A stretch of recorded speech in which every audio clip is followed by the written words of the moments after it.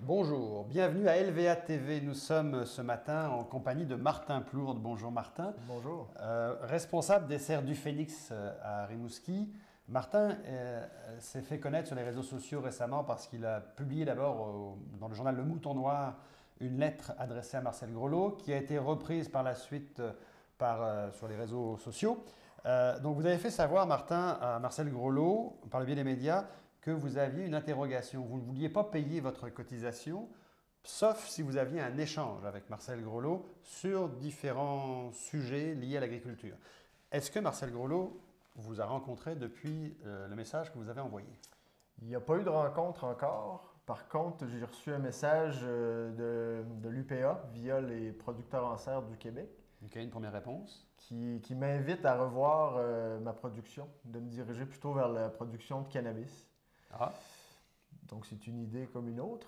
Mais pour l'instant, nous, on reste sur Marcel notre... Grelot sur va notre- fumer le calumet de la paix avec vous. C'est pas impossible. C'est pas impossible. Il a peut-être flairé quelque chose, là. Ok. Une bonne affaire. Il a flairé quelque chose. Mais si on revient à votre lettre, là vous dites que vous êtes prêt à vous conformer à la loi 1972, ça, c'est extrait de votre lettre, sur les producteurs agricoles et à payer votre cotisation annuelle de 400 $ en personne à Marcel Grelot, mais vous voulez qu'il fasse l'effort de vous convaincre de la pertinence de l'UPA. Ça veut dire que vous vous doutez fortement de la pertinence de l'UPA? Alors, moi, ce que j'aimerais avec M. Groslo, c'est qu'il vienne articuler un petit peu la logique. Comment est-ce qu'on fait pour défendre des producteurs qui ont une petite surface, qui font tout à la main, qui se dirigent vers la production biologique et qui veulent distribuer dans un rayon de 30 km, et en même temps protéger ceux qui ont 50 hectares, tout robotisé. Les deux voies à l'UPA ne sont pas possibles selon vous? Il semblerait que ça l'est puisque c'est le seul syndicat qui est accrédité, mais il va falloir qu'il me l'explique parce que les réponses que j'ai eues quand j'ai appelé à mon bureau, ils n'ont pas pu me les donner. Oui, puis vous dites dans votre lettre aussi que, bon, au-delà de votre bureau, puis vous avez un contact téléphonique avec le directeur de l'UPA, avec M. Ross. Alors, M. Ross, oui. Ça n'a pas été facile.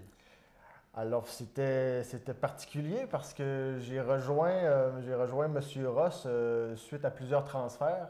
Donc, du bureau régional à Rimouski vers Québec 2 fois et puis vers Longueuil. Tout de suite après le début de la discussion, M. Ross s'est mis à me tutoyer. Je lui ai demandé tout de suite de rester courtois et de continuer de me vouvoyer. Et puis là, il s'est énervé et il m'a traité de petit Christ d'arrogant. Donc là, il s'est calmé rapidement parce que je lui ai dit que j'étais en train d'enregistrer la conversation. Okay. Donc, il n'a pas eu le choix de réfléchir et puis d'entrer dans une discussion. De revenir à la bienséance. Voilà, ça a calmé un petit peu tout. Et puis ensuite, on a eu une discussion qui était quand même intéressante sur plusieurs sujets. Donc, la certification bio, les fermiers de famille, l'achat local. Est-ce qu'il vous a donné des garanties par rapport à tout ça? Alors, aucune garantie, bien évidemment, parce qu'on confrontait un petit peu nos points de vue.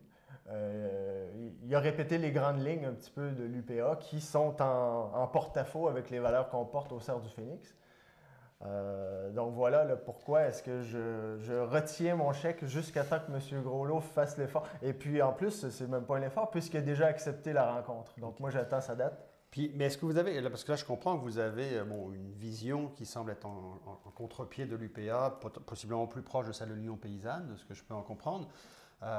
Est-ce le cas ou est-ce qu'il y aurait un syndicat au Québec non reconnu qui ferait votre affaire? Est-ce que vous avez des exemples ailleurs? Est-ce qu'il y a des exemples au Canada qui vous interpellent, des exemples en Europe? Alors, pour l'instant, ce que je sais, c'est qu'il y a un seul syndicat qui est accrédité et qui ne représente pas du tout les valeurs de notre petite ferme. Donc, j'affirme qu'il y a de la place pour autre chose, donc une pluralité syndicale. Peut-être même d'appliquer la liberté d'adhésion, pourquoi pas. Mais dans tous les cas, je pense que ça ne fera pas l'affaire de l'UPA, étant donné qu'il touche des bénéfices sur le monopole. Donc tout le monde doit passer par la cotisation, même si on dit qu'on ne veut pas adhérer au syndicat. La cotisation, elle est obligatoire.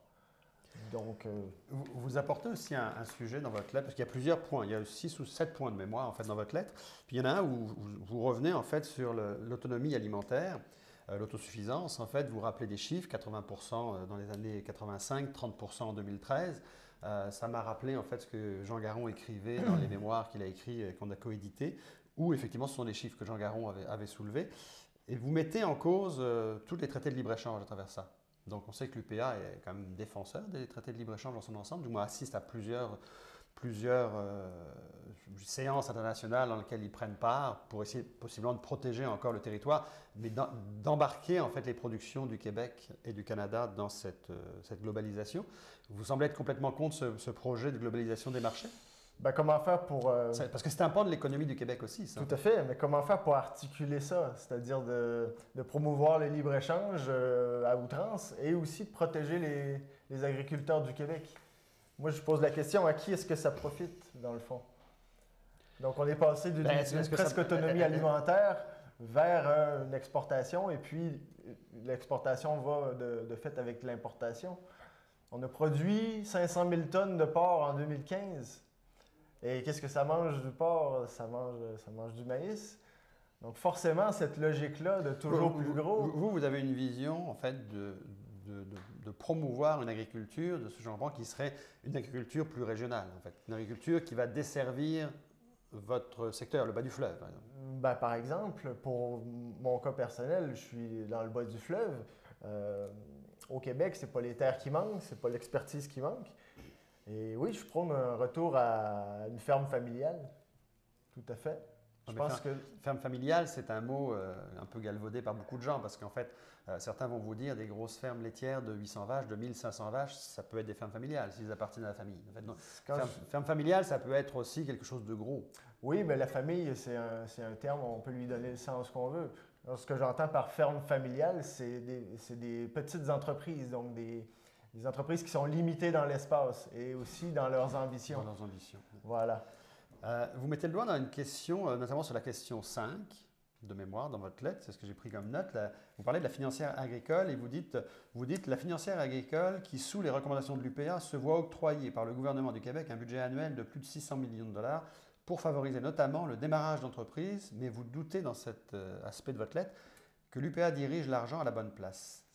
Est-ce que auriez-vous des orientations à donner à l'UPA sur la financière agricole, même jusque-là? Je pense qu'il y a une grosse partie de leur budget qui est orientée vers l'assurance et stabilisation en cas de pépin.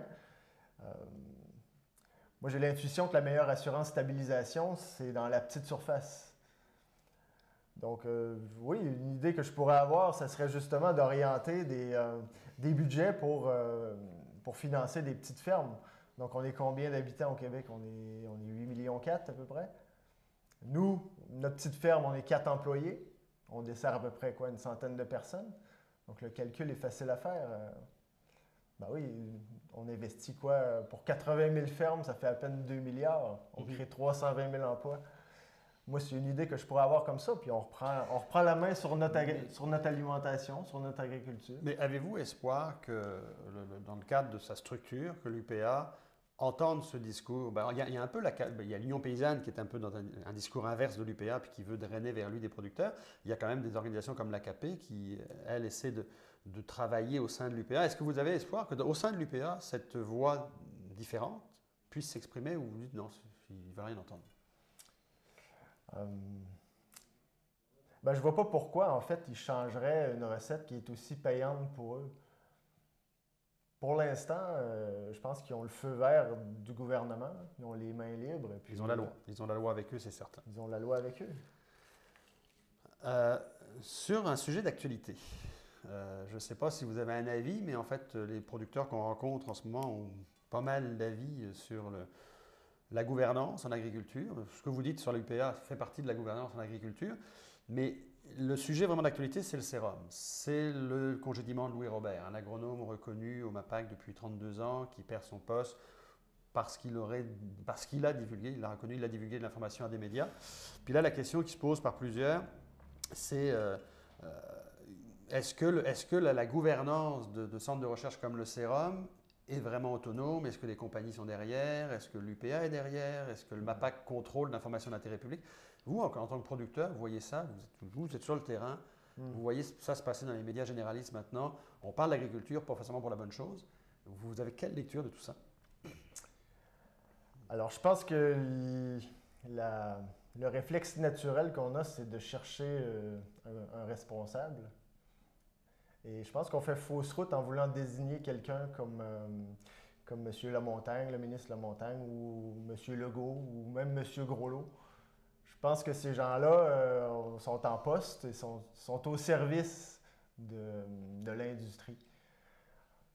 Ce qu'il faut comprendre derrière le message de Louis Robert, c'est que la nature est gratuite, les sols sont vivants, puis la vie est généreuse. Donc si on applique cette logique-là, ben l'industrie, elle va fermer. C'est pour ça que ce discours-là est Vous, ce que vous voulez qu'il ressorte de toute l'affaire Louis Robert, ce serait le message Louis Robert, en fait. C'est le message de Louis Robert, c'est le message de Bourguignon en France, c'est le message des poètes, des musiciens comme John Trudel. Et ça fait peur. Ça fait peur au système, c'est sûr. Alors, sur ce, je pense qu'on a fait presque le tour de la question. Il y aurait peut-être à voir, en fait, pour revenir sur l'aspect, je dirais, statu quo, monopole syndical. Je sais que vous en avez parlé tout à l'heure, mais on sait que Pierre Paradis, l'ancien ministre de l'Agriculture, a essayé de brasser un peu le cocotier sur les taxes agricoles, les taxes foncières, ce qui avait amené à détacher un petit peu la taxation de l'aspect syndicalisation, de l'aspect cotisation. Ça lui a valu possiblement des troubles. Vous, votre perception, aujourd'hui on a un gouvernement de la CAQ qui est rentré en force, qui a 74 députés. Est-ce qu'ils sont solides pour bouger les choses dans l'agriculture? Est-ce que vous croyez que Lamontagne, moi je suis sûr qu'il y a un contexte actuel avec l'affaire Louis Robert, mais qu'au-delà de ça, que M. Lamontagne est quelqu'un qui va vraiment entendre, écouter et changer les choses et revenir au départ de votre lettre, en fait, à dire à Marcel Groslot, écoutez, oui, je veux bien payer votre cotisation si j'ai le choix de payer pour vous ou pour un autre. Le changement, il va passer par les collègues en agriculture.